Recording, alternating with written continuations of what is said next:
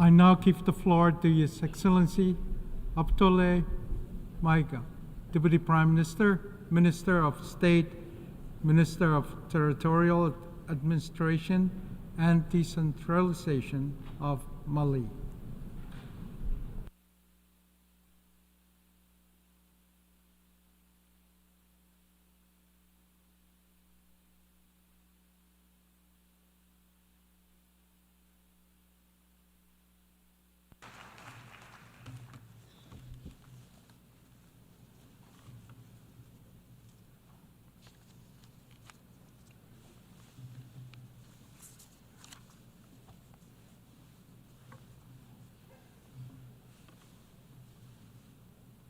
Monsieur le Président de l'Assemblée générale, Mesdames et Messieurs les chefs d'État et de gouvernement, Monsieur le Secrétaire général de l'Organisation des Nations unies, Mesdames et Messieurs, à l'entame de mes propos, je voudrais vous adresser les chaleureuses salutations de Son Excellence le colonel Assimi Goïta, président de la transition, chef de l'État du Mali, celle du gouvernement et du peuple malien. Je voudrais ensuite vous adresser, Monsieur le Président, les chaleureuses félicitations de la délégation malienne pour votre brillante élection à la présidence de la 79e session de l'Assemblée générale.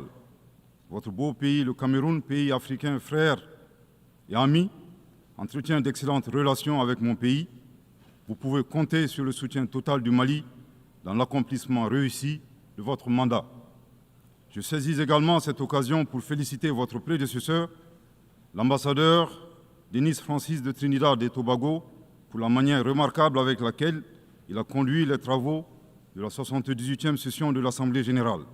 Enfin, permettez-moi de réitérer à Monsieur le secrétaire général de l'ONU, Monsieur Antonio Guterres, nos encouragements à poursuivre les efforts pour la réalisation des nobles objectifs de notre organisation commune. Monsieur le Président, le 26 juin 1945, en signant la Charte des Nations unies à San Francisco, les peuples se sont résolument engagés, je cite, à préserver les générations futures du fléau de la guerre qui, 2 fois en l'espace d'une vie humaine, a infligé à l'humanité d'indicibles souffrances. Fin de citation. Aujourd'hui, l'occasion nous est offerte de nous prononcer sur le thème suivant, ne laisser personne de côté, agir ensemble pour la promotion de la paix, du développement durable et de la dignité humaine pour les générations présentes et futures. Le choix de ce thème qui intervient 79 ans après la signature de la Charte des Nations unies est-il un pur hasard ou le résultat d'une construction mentale? Nous l'ignorons. Cependant, force est de constater malheureusement que se pose encore avec forte acuité la problématique de la préservation des générations, non seulement celle du futur, mais également la nôtre. Est-ce pour autant un échec des Nations unies? Incontestablement, une évaluation objective avec des recommandations réalistes de notre système collectif serait salvatrice pour notre devenir. Monsieur le Président, le Mali salue la pertinence de ce thème qui est d'une actualité brûlante, tant il est vrai que les tensions et les guerres en cours continuent, hélas, de menacer la paix et la sécurité internationale, le développement et les droits fondamentaux des populations. Cette remarque est celle d'un pays qui a connu depuis 2012 une crise multidimensionnelle complexe ayant entraîné la perte de plus de la moitié de son territoire et de nombreuses victimes innocentes, suite à une association à la fois incestueuse et opportuniste de groupes terroristes et de groupes armés. Monsieur le Président, le drame du Mali remonte à l'allégeance à Al-Qaïda du groupe salafiste pour la prédication et le combat, le GSPC algérien, le 11 septembre 2006, exacerbé par l'intervention militaire hasardeuse de l'OTAN en Libye en 2011. La déstabilisation de ce pays frère a aggravé les facteurs d'insécurité dans nos pays, à savoir le terrorisme, les trafics en tout genre, le blanchiment de capitaux, les conflits communautaires manipulés par les terroristes et leurs sponsors étatiques étrangers et les actions violentes d'individus isolés. Pour leur part, les autorités maliennes, après avoir fait le constat de l'échec des forces internationales présentes sur le territoire national depuis 2013, ont décidé de reprendre leur destin en main. Ainsi, depuis le 7 juin 2021, après la prestation du serment de son Excellence le colonel Assimi Goïta comme président de la transition chef de l'État, s'est ouvert un vaste chantier d'équipement et de réorganisation des forces de défense et de sécurité associé à un projet de refondation du Mali. Les Assises nationales de la refondation, lancées en décembre 2021, ont permis aux Maliens de procéder à un diagnostic exhaustif des causes de la crise, puis d'adopter 517 recommandations pertinentes. À ce sujet, après avoir vécu une insécurité imposée par l'état de nature, le constat concernant le Mali est effarant. Violenté, humilié, pillé et torpillé, abandonné en plein vol, poignardé dans le dos, les expressions ne sont pas limitatives pour décrire la souffrance subie par le peuple et les forces de défense et de sécurité maliens. Fort de cette expérience et réalisant que le péril malien ne résultait que de l'état de nature, son Excellence le colonel Assimi Goïta, président de la transition chef de l'État, s'est contraint d'élaborer une vision réaliste de la géopolitique en convoquant un proverbe populaire en langue bambara, ici traduit librement et contextualisé, je cite, « La succulence de la sauce des uns dépend du pillage des bovins des autres ». Fin de citation. Thomas Hobbes, décrivant l'état de nature de manière identique, affirmait, je cite, que l'homme est un loup pour l'homme. Grâce à ce proverbe qui fait référence à la gastronomie et à la cinégétique, le chef de l'État décrit la dure réalité impitoyable des relations internationales et surtout la place de l'Afrique, dont le pillage des matières premières a servi au développement des autres et non celui des Africains dans leur grande majorité. À cette vision s'ajoute une orientation du chef de l'État qui appelle les Maliens, dans le cadre de la refondation, à redevenir eux-mêmes. En effet, le chef de l'État a procédé le 23 avril 2024 au lancement du programme national d'éducation aux valeurs, qui vise un retour aux sources sans lesquelles il serait difficile d'envisager un avenir radieux pour notre pays dans sa quête légitime de souveraineté. L'invitation à redevenir nous-mêmes nous saurait faire l'économie de la question de savoir qui nous sommes. La réponse immédiate à cette interrogation est donnée par la devise du Mali, un peuple, une grande famille, nation cosmopolite, un but, magnifier la diversité dans l'unité, unis pour bâtir le bien commun, et enfin une foi, la foi à ce que Dieu a donné comme ressource pour la réalisation de la prospérité. En vue de donner plus de relief à la définition du Malien, le professeur Ibrahim Diaye, expert au sein du comité chargé de la mise en œuvre du programme national d'éducation aux valeurs, indique que le Malien se caractérise d'une part par 5 valeurs cardinales, à savoir l'humanitude, l'empathie, l'obligation de transmettre les valeurs humaines aux générations futures, le sens de l'honneur, l'acceptation de la différence et de l'altérité au plan sociétal, humain et culturel, et d'autre part, 5 principes inviolables en lien avec le pays lui-même, à savoir un Mali indivisible, inaliénable, non hypothécable, nul ne peut en disposer comme propriété privée, impérissable. Monsieur le Président, en privilégiant d'être eux-mêmes, les Maliens créent une troisième voie, ne pas devenir des prédateurs, des barbares sans foi ni loi, à la recherche des bovins d'autrui, ne pas devenir les éternelles victimes impuissantes face à la prédation. La voie médiane promue par le Mali consiste à réaliser notre développement en empruntant un chemin plus vertueux. Veiller au respect de notre souveraineté tout en respectant celle des autres. Refuser l'hétéronomie tout en refusant de nous ingérer dans les affaires intérieures des autres. Être ouvert à tous les partenariats sur une base gagnant-gagnant. Aussi, il est important de relever que ces principes et valeurs caractérisent, mutatis mutandis, les peuples frères du Burkina Faso et de la République du Niger. Concernant le processus de transition politique au Mali, il convient de rappeler que, à l'issue des Assises nationales de la refondation, le peuple malien a fait le choix de mener des réformes politiques avant d'organiser les élections, en vue d'ancrer profondément une gouvernance vertueuse. La mise en œuvre des recommandations des Assises a permis d'engranger des résultats tangibles, notamment la mise en place de l'autorité indépendante de gestion des élections, l'adoption de la nouvelle constitution le 22 juillet 2023, suite à un référendum bien organisé, le parachèvement de la réorganisation territoriale et administrative, le renforcement de la lutte contre la corruption et la transparence de l'action publique, la relecture du code minier plus équitable et favorisant le contenu local. Monsieur le Président, soucieux de pérenniser l'unité nationale, fondement de tout développement, le chef de l'État a annoncé le 31 décembre 2023 la tenue du dialogue intermalien pour la paix et la réconciliation afin, dit-il, d'éliminer les racines des conflits communautaires et intercommunautaires dans le but ultime de réconcilier les communautés. Respectant une approche participative et inclusive, le dialogue intermalien qui s'est déroulé en 3 phases, communale, régionale et nationale, a permis aux Maliens de l'intérieur et de la diaspora d'échanger en toute transparence en vue de trouver des solutions endogènes de prévention, de gestion et de règlement des conflits. À la différence de l'accord pour la paix et la réconciliation issu du processus d'Alger, dont certains groupes signataires ont ouvertement basculé dans le terrorisme et qui était devenu un prétexte pour certains États de s'ingérer dans les affaires intérieures du Mali. Le dialogue intermalien a permis aux Maliens de laver leur linge sale en famille sans aucune interférence extérieure. Après la fin de l'accord d'Alger le 25 janvier 2024, aujourd'hui, le dialogue intermalien et ses recommandations officiellement remises au chef de l'État le 13 mai 2024 demeurent le seul cadre de règlement des conflits internes.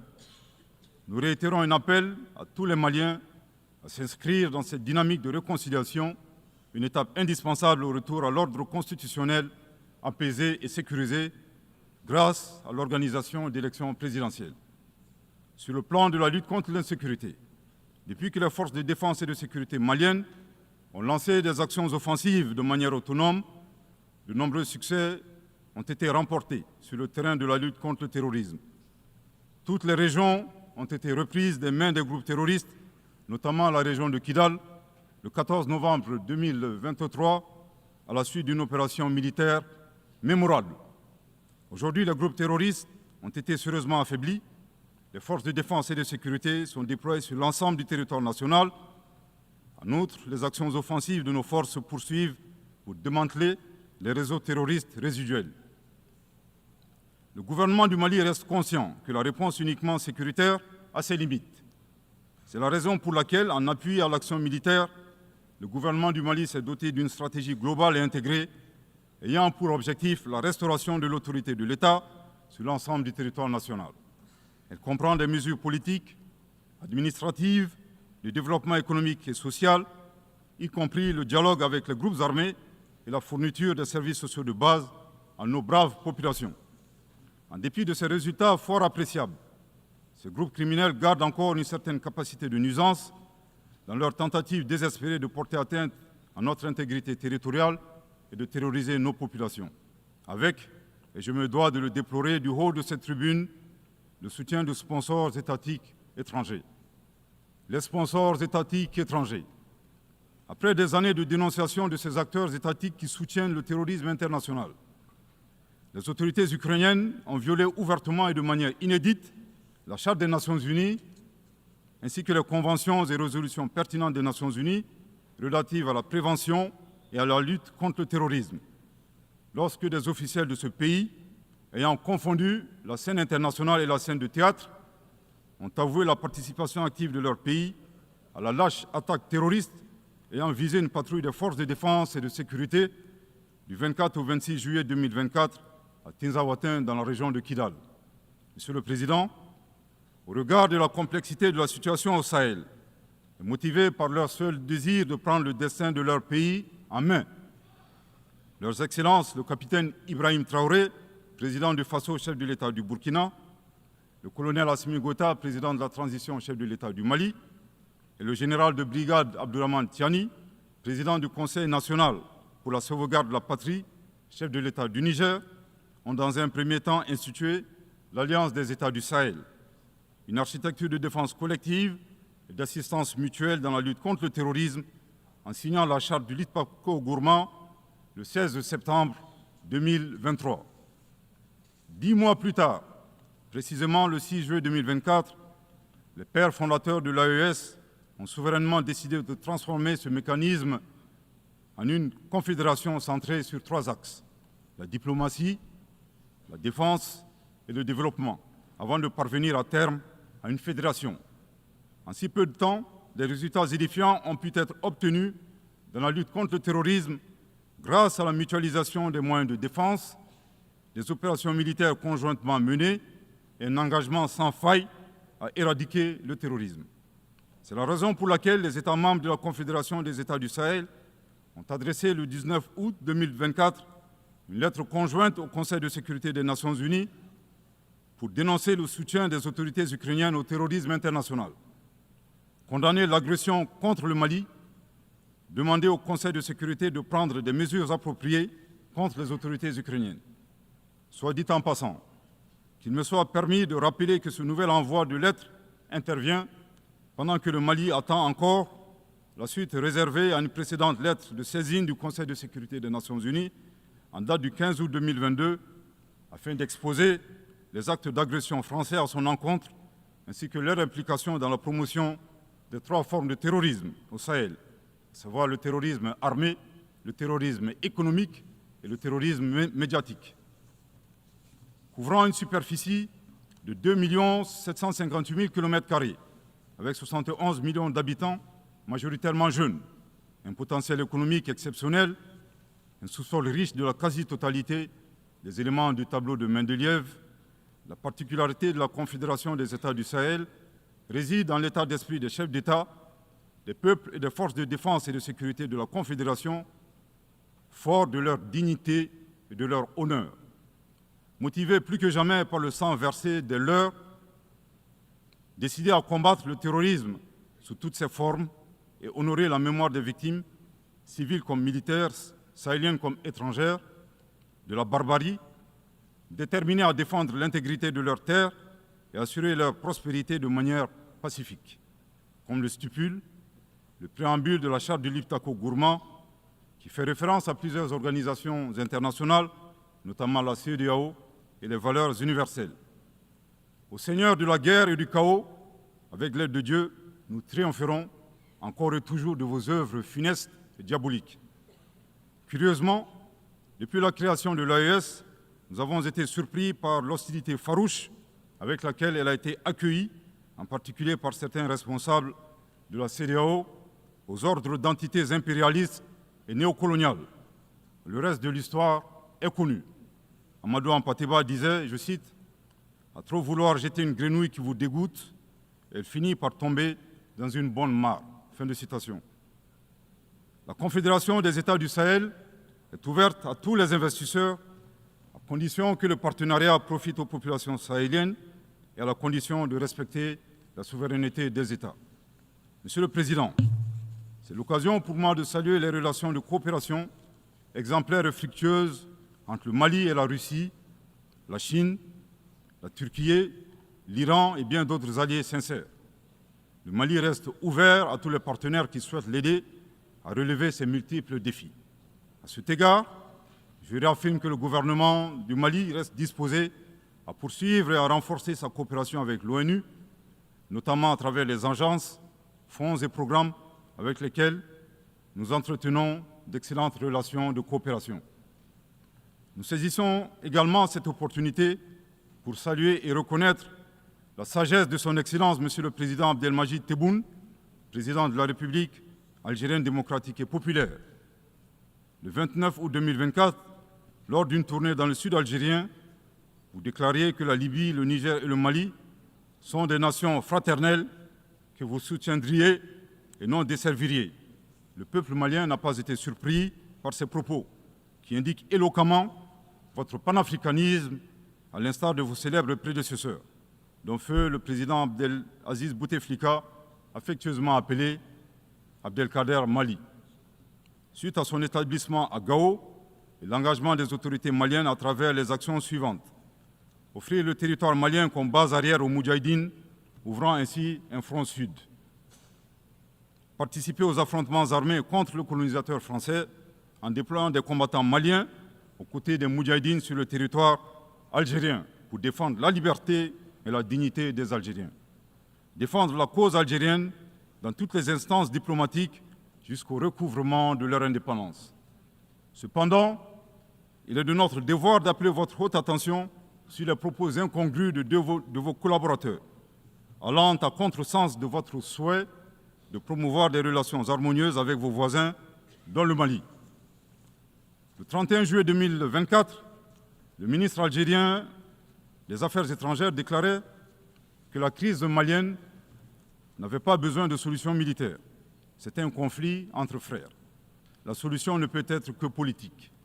Au sujet de l'accord d'Alger, il a affirmé qu'il avait été bénéfique pour le Mali et avait préservé la souveraineté et l'intégrité territoriale du Mali.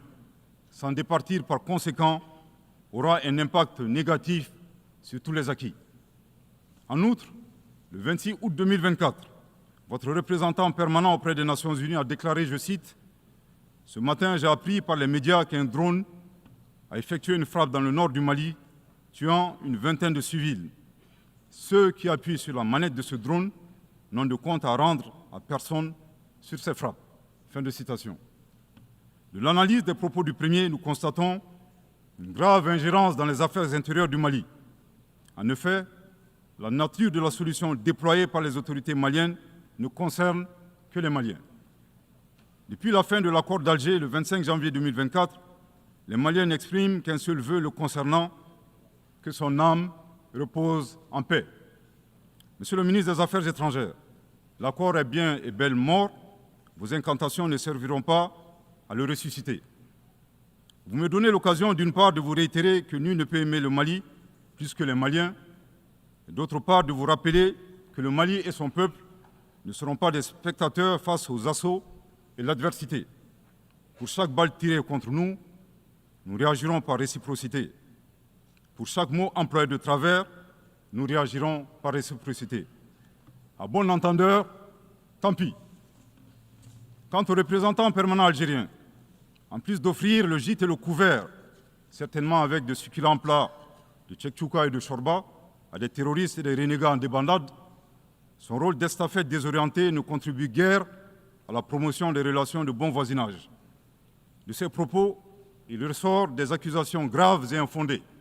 D'une part, la qualification de la nature civile des victimes à partir des médias est aventureuse et diffamatoire. Et d'autre part, en affirmant que les opérateurs de drones n'ont de compte à rendre à personne, il alimente une campagne de désinformation contre le Mali, tout en soutenant l'idée que les voyantes forces de défense et de sécurité maliennes seraient incapables de piloter des drones. Il me plaît ici de rappeler que la montée en puissance des FAMA n'est pas une vue de l'esprit, mais une réalité tangible qui a permis de reprendre le contrôle de l'ensemble du territoire national. Concernant l'usage des drones, les opérateurs sont bien des Maliens qui agissent avec professionnalisme, à l'instar du reste des forces de défense et de sécurité maliennes, et traitent les cibles terroristes suivant des procédures conformes aux normes internationales. À titre de rappel, il y a quelques années, les acteurs de l'instrumentalisation des droits de l'homme, déterminés à ternir la performance antiterroriste de l'armée nationale algérienne, ont mis en exergue la question subversive du qui tue qui. Aujourd'hui, nous sommes troublés que le représentant permanent algérien ait rejoint la tendance manipulatrice des droits de l'homme pour s'attaquer à l'armée malienne. Le Mali exige de ces deux énergumènes diplomatiques qui cessent d'entrer dans l'histoire à reculons. Manifestement, ils ignorent tout à la fois de l'histoire entre les peuples frères du Mali et de l'Algérie et la contribution exceptionnelle du Mali à la guerre de libération algérienne, et certainement de la géographie, car ils considèrent à tort le Mali comme une wilaya, c'est-à-dire une province algérienne. Je répète, le Mali exige de ces deux énergumènes diplomatiques qui cessent d'entrer dans l'histoire à reculons. Manifestement, ils ignorent tout à la fois de l'histoire entre les peuples frères du Mali et de l'Algérie et la contribution exceptionnelle du Mali à la guerre de libération algérienne et certainement de la géographie, car ils considèrent à tort le Mali comme une wilaya, c'est-à-dire une province algérienne. Je répète pour une dernière fois, le Mali exige de ces deux énergumènes diplomatiques qui cessent d'entrer dans l'histoire à reculons. Manifestement, ils ignorent tout à la fois de l'histoire entre les peuples frères du Mali et de l'Algérie et la contribution exceptionnelle du Mali à la guerre de libération algérienne et certainement de la géographie, car ils considèrent à tort le Mali comme une wilaya, c'est-à-dire une province algérienne. Monsieur le Président, Sur la situation régionale et internationale, le Mali reste très attentif au développement en cours en Afrique et dans le reste du monde. Ainsi sommes-nous préoccupés par le niveau de violence au Moyen-Orient, notamment dans les territoires palestiniens occupés. Le peuple malien réaffirme son soutien au peuple palestinien frère dans sa lutte légitime pour l'autodétermination.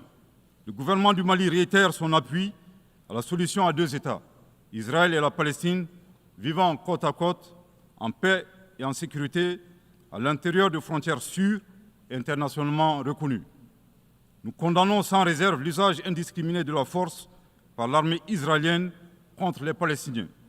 Au plan humanitaire, le Mali est préoccupé par la situation précaire des millions de réfugiés et de déplacés internes dans le monde, du fait des conflits armés, des catastrophes naturelles et des changements climatiques. J'ai en ce moment une pensée toute particulière pour mes compatriotes réfugiés dans les pays voisins, pays que je remercie pour leur hospitalité et leur générosité. Je voudrais les assurer que le gouvernement malien ne ménagera aucun effort pour continuer à les assister et pour créer les conditions leur permettant de rentrer dignement et en toute sécurité dans leur localité d'origine. Les multiples défis à la paix et à la sécurité internationale appellent à la réforme de l'architecture dédiée des Nations Unies. Dans la même veine, le Mali continue de plaider pour la réforme de la gouvernance mondiale politique, économique et financière afin de créer les conditions optimales et justes du développement de nos pays.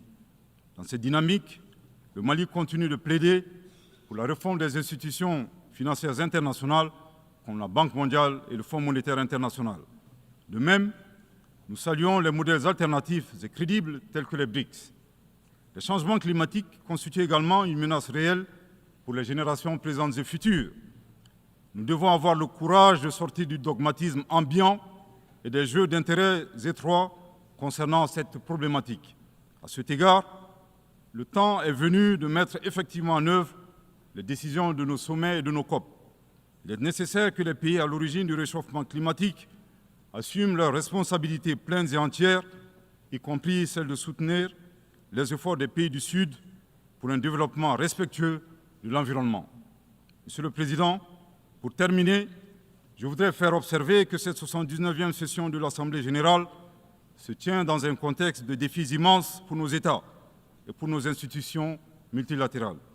La paix et la sécurité internationale n'ont jamais été autant menacées depuis les deux grandes guerres, y compris par le terrorisme international et l'extrémisme violent.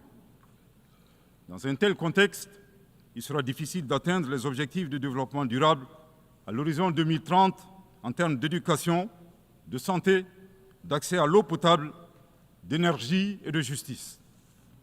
Cependant, malgré ces péripéties, le Mali reste disposé à jouer toute sa partition dans la mise en œuvre de ses engagements nationaux et internationaux, tout en gardant un certain espoir en l'avenir. Que Dieu bénisse le Mali et préserve les Maliens des forces obscurantistes et destructrices du monde. Que Dieu bénisse la Confédération des États du Sahel et préserve les populations sahéliennes des forces obscurantistes et destructrices du monde. Que Dieu bénisse l'Afrique et préserve les Africains des forces obscurantistes et destructrices du monde. Que Dieu bénisse le monde et préserve l'humanité entière des forces obscurantistes et destructrices du monde. Je vous remercie de votre très aimable attention.